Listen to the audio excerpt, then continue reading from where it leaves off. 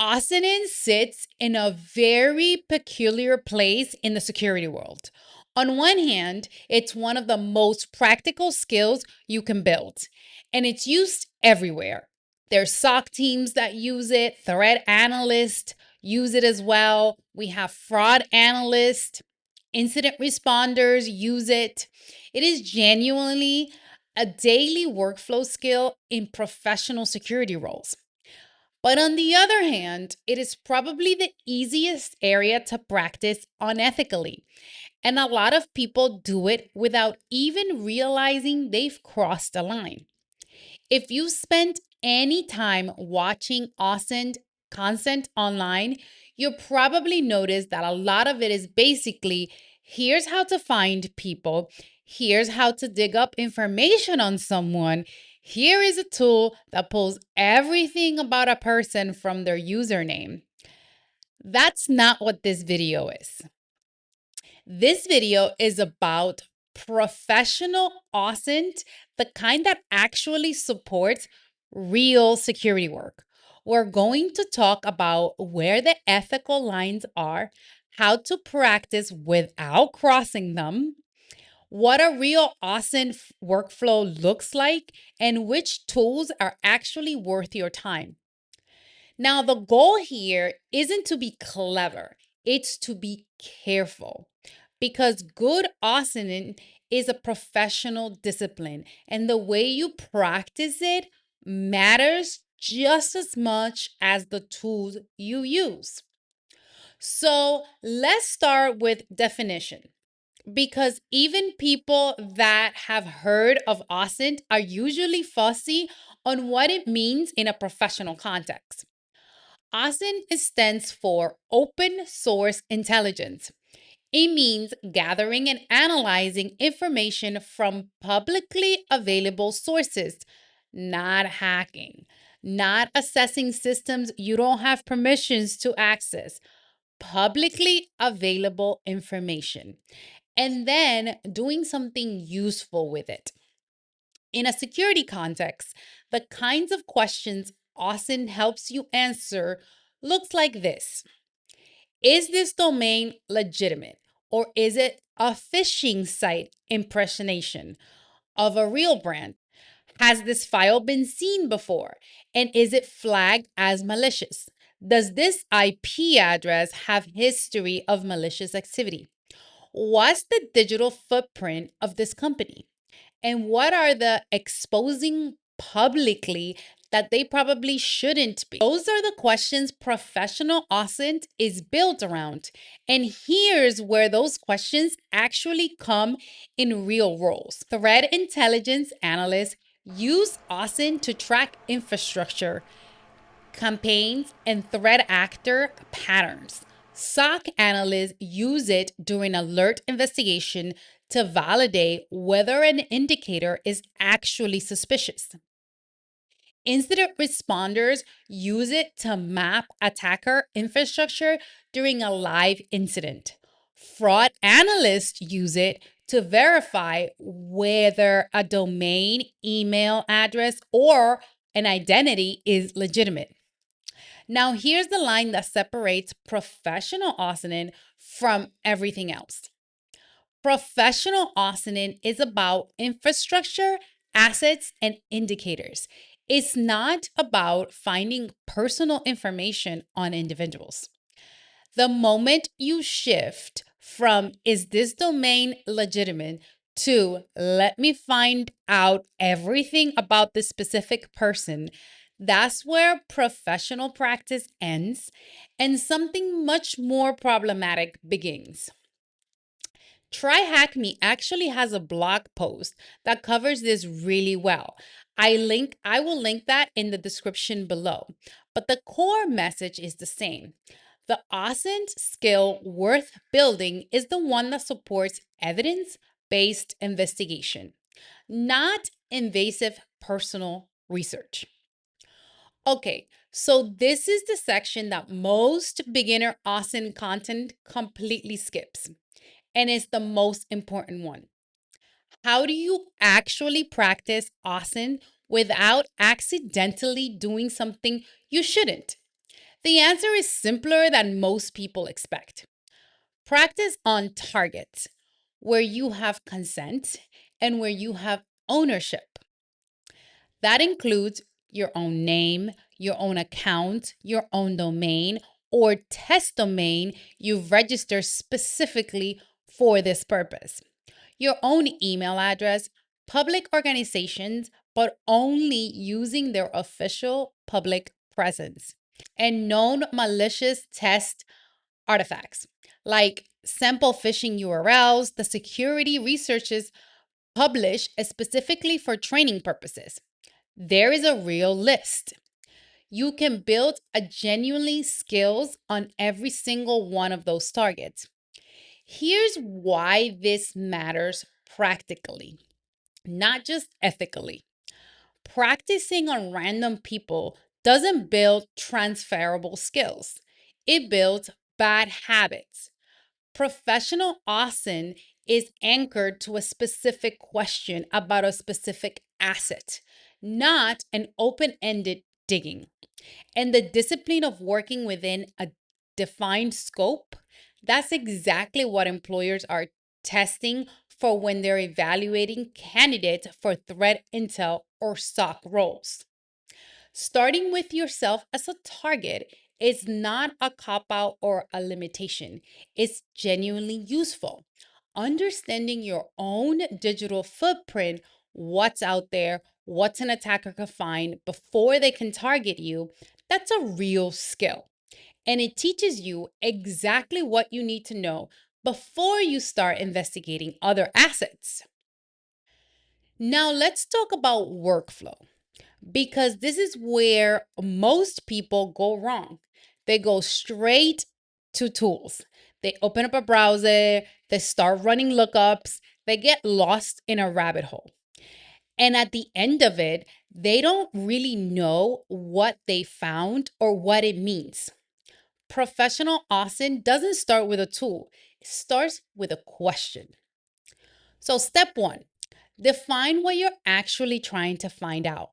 Pick something concrete to validate: a suspicious email sender, a domain that's claiming to be well known for a brand, a breach rumor that's circulating, a screenshot of a security alert. The question comes first, the tools come later. If you don't know what you're trying to answer, you're not doing OSINT, you're just browsing. Step two, before you go anywhere else, confirm that you're actually dealing with what you think you're dealing with. If you're investigating a domain, check the registration details and history. Check the DNS records and mail configurations. Check whether similar looking domains exist. This step alone is where most false conclusions get avoided. People skip it because it feels slow, but it's a step that keeps your conclusions accurate. The tools that are useful here are Whois Lookup, DNS record viewers, and certificate transparency search. These are free, public, and exactly what professionals use. Step three, and this is the most important ethical move you can make as an OSINT learner. Pivot to infrastructure, not people. If you're investigating a suspicious site, your next move should be: what domain is this connected to? What IPs? What certificates? What hosting partners? What does this what does the historical DNS look like? Not who runs this, what's their address, what else can I find on them? Infrastructure pivoting is the kind of OSINT that actually helps security team. It's scalable, it's professional, and it keeps you on the right side of the line. Step four, look for reuse. Threat actors reuse things constantly. Same page templates, same fabrication of icons, same tracking IDs in their phishing kits, same file names. Recognizing those patterns is one of the most transferable skills in OSINT. And it's also a good reminder that a single indicator is almost never enough to draw a conclusion.